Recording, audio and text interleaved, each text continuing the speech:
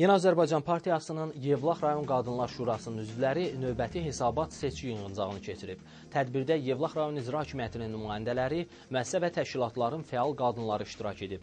Öncə yığıncaq iştirakçıları Heydər Əliyevin abidə kompleksini ziyarət ediblər. Daha sonra yığıncaq Heydər Əliyev mərkəzində davam edib.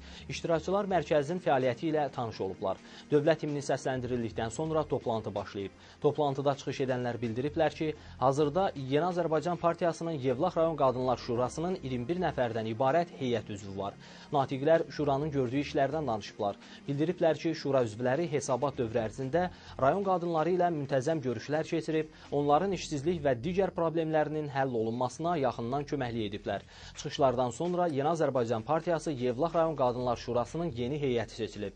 Şuranın say tərkibi artırılaraq 21 nəfərdən 27 nəfərə çatdırılıb. Şuranın sədri isə yenidən Kür qəzetinin baş redaktoru Əminə Yusif qızı seçilib.